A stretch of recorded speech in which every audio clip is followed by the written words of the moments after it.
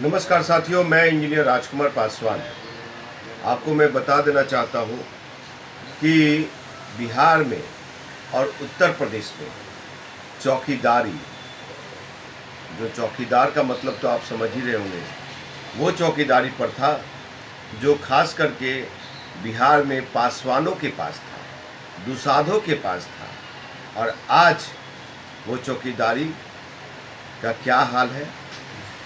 चौकीदारी नौकरी पेशा जो था पासवानों का, वो अब ये सरकार एनडीए सरकार खत्म कर चुकी है। अब बिहार में लगातार एनडीए सरकार हो चाहे यूपीए सरकार हो, नीतीश और तेजस्वी की सरकार हो चाहे नीतीश भाजपा की सरकार हो, ये दोनों मिलकर के इस तरह से चौकीदारी प्रथा को ख़त्म किया है एक साजिश के तहत। और आज बिहार का पासवान हाथ पे हाथ रख के बैठा हुआ है। क्या सभी लोगों ने चूड़ी पहन लिया है क्या, या हमारा नेता चूड़ी पहन लिया है जिसके मुंह से कुछ भी नहीं निकल रहा। इतिहास गवाह है कि चौकीदारी प्रथा बिहार के पासवानों के पास था, उत्तर प्रदेश में पसिया और पासवानों के पास था।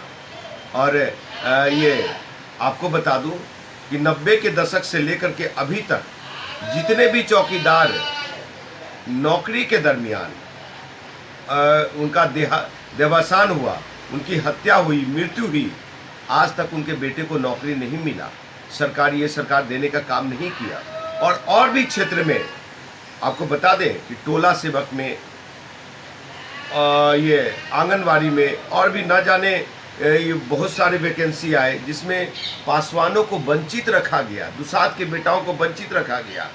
मैं ही वो शख्स हूँ जो चौकीदारी पे बोलता हूँ, मैं ही वो राजकुमार पासवान हूँ जो कि दुसाध रेजिमेंट पे बोलता हूँ, मैं ही वो राजकुमार पासवान हूँ जो आरक्षण पे बोलता हूँ कि जो बाबा साहब के दिए हुए आरक्षण 22.5% उसको बढ़ा के 35 से 40% किया जाए। किसके लिए बोलता हूँ? अपने लिए, समाज के लिए बोलता हूँ मैं। लेकिन समाज मेरे तरफ देखने को तैयार नहीं है। जो समाज एक नेता को पूछता रहेगा, आप किसको पूछ रहे हैं साहब? उसको जो सिर्फ दूसरे को देख रहा है, आपको देख नहीं रहा। पहले उनके पिताजी 42 साल तक देखता रहा और अब उसको आप नेता मान रहे हैं, जो कि लोकसभा में एक आपके लिए बात नहीं उठाने को तैयार चौकीदारी प्रथा पे, चाहे दुसाध रेजिमेंट पे, चाहे आरक्षण पे। और आप उसके पीछे पागल हुए पड़े, दीवाना हुए पड़े। मेरा यही कहना है कि अब जिस पासवानों में खून नहीं खोला, वो सही मायने में बाबा चौहरमल के वंशज नहीं है, राजा सलेश के वंशज, मकरा मांझी के वंशज है। मैं एक चीज़ जरूर कहूँगा, ये चौकीदारी हम लोग को भीख में नहीं मिली थी। हम लोग की जो फौलादी ताकत था, हम लोग जो लड़ाकू कौम थे, तो चौकीदारी आज का इतिहास नहीं है, लगभग 300 वर्ष का इतिहास है मेरी जानकारी में जहाँ तक है। हो सकता है ज़्यादा भी हो सकता है, लेकिन 300 वर्षों का इतिहास है।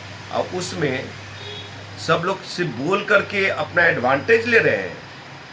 और ये जो युवराज जीत के गए हुए हैं हनुमान, वो क्यों नहीं मोदी से बात कर रहे हैं समाज हित में? क्यों नहीं अमित शाह से बात कर रहे हैं जाति हित में?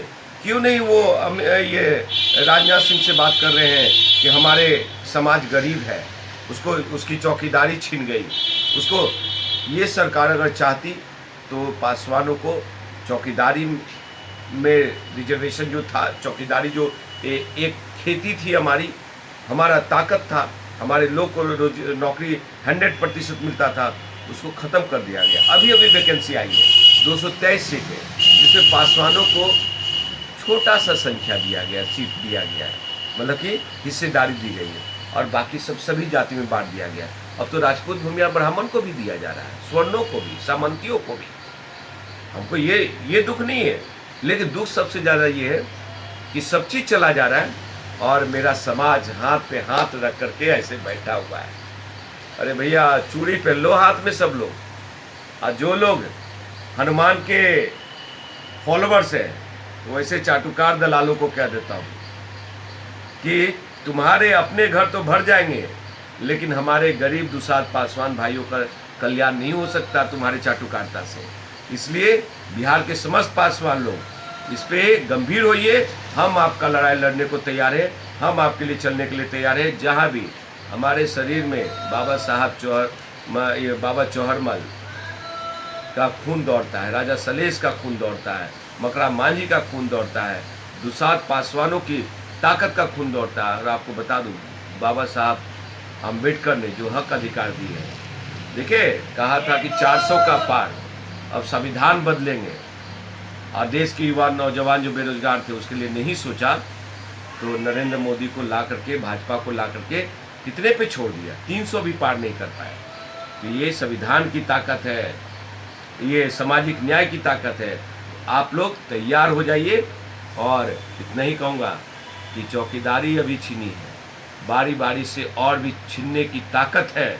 हम लोग को वही वन व्यवस्था में जी मालिक जी हजूरी करने के लिए छोड़ा जाएगा। यानी कि आप रिक्शा चलाने के लिए बने हैं, मजदूरी करने के लिए बने हैं, खेत में काम करने के लिए बने हैं, जय हुजूरी करने के लिए बने हैं, और गिड़गिड़ाते रहिए, कुपोषण का शिकार होते, भुखमरी के कगार पे।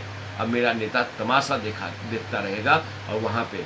इसलिए मैं शुरू से कहता हूँ कि आप मुझे जब अवसर देंगे, बिहार की कुर्सी पे आप बैठाएंगे, तो एक भी पासवान का बेटा, एक भी दलित का बेटा बेरोजगार नहीं रहेगा, एक भी घर आर्थिक रूप से कमज़ोर नहीं रहेगा, और एक भी बेटा अशिक्षित नहीं रहेगा। उन सब के लिए मेरे पास योजना है। लेकिन यही आप लोग को समझ में आता है कि एक ही आप लोग का नेता है, राजा का ही बेटा को राजा बनाने में लगे हुए हैं।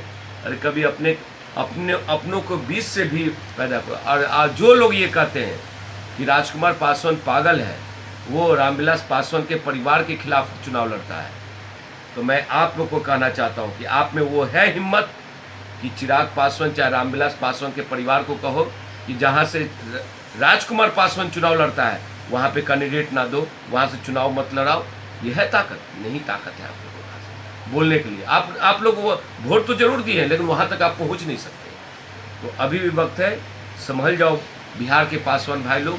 आपके लिए कह रहा हूँ, अभी चौकीदारी गई है, और भी सरकारी महकमे से बहुत सारा रोजगार छीन लिया जाएगा, जिस तरह से संविधान खत्म करने की बात। क्योंकि हम लोग औलादी ताकत है, इस ताकत को कमजोर करना चाहती है, पक्ष हो या विपक्ष हो, इसको समझने की जरूरत है।